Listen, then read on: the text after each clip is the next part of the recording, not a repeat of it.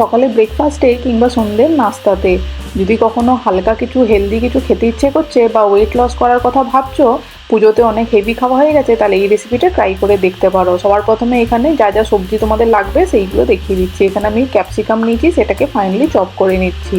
তারপরে আমি এখানে নিয়ে নেবো গাজরটাকেও ফাইনালি চপ করে নেবো। বাট গাজরটাকে দেখো পিলারের সাহায্যে এরকমভাবে প্রথমে পিল আউট করে নিচ্ছি, তারপরে এটাকে ছুরির সাহায্যে একদম ফাইনালি চপ করবো। এরকম পিল আউট করে নিলে কিন্তু গাজরটা খুব তাড়াতাড়ি কিন্তু সেদ্ধ হয়ে যায়, রান্না করতে টাইম লাগে না। তাই এই টেকনিকটা একবার ট্রাই করে দেখতে পারো।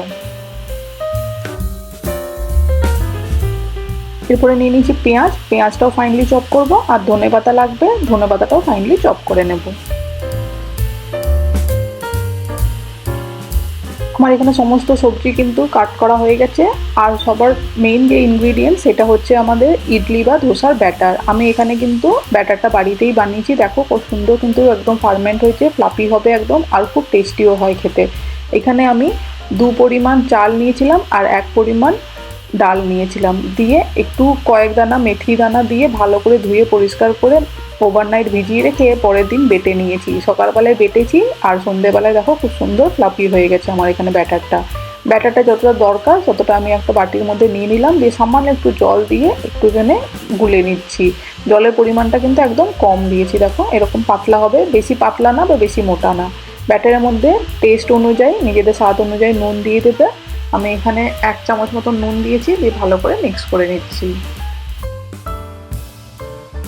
আমি এখানে একটা আয়রন প্যান নিয়ে নিচ্ছি, তাতে সামান্য একটু তেল ব্রাশ করে দিচ্ছি। তোমরা চাইলে ননস্টিকেও করতে পারো, খুব ভালো টেস্টি হয় এই খেতে রেসিপিটা, তাই অবশ্যই ট্রাই করতে পারো। আর ওয়েট লসের জন্য খুবই ভালো, একদম কম তেল দিয়ে এটা করা যাবে।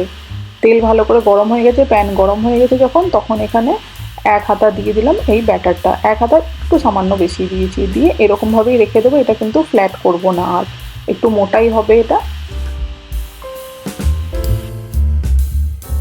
এবার যে সবজিগুলো কাট করলাম সেই সবজিগুলো এক এক করে আমি একটু করে ছড়িয়ে দিচ্ছি উপর থেকে।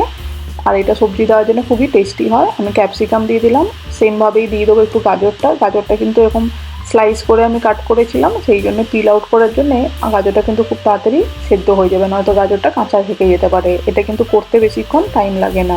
উপর থেকে পেঁয়াজ, আর তোমরা চাইলে কাঁচা লঙ্কাও দিতে পারো উপর থেকে, আর ফ্রেশ ধনেপাতাটাও দিয়ে দিচ্ছি এর সঙ্গে।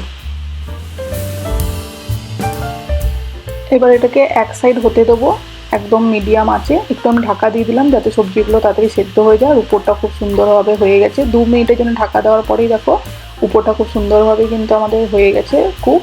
এরপরে আলতো হাতে নিচের সাইডটা দেখে নিলাম, উঠে যাবে, এটা উঠে গিয়ে এটাকে আলতো হাতে কিন্তু আমি উল্টে দিচ্ছি, যাতে অন্য সাইডটাতে সবজিগুলো একটুখানি ভাজা ভাজা হয়ে যায়, অন্য সাইডটাতেও যেন বেশ ভালো করে কুক হয়ে যায়।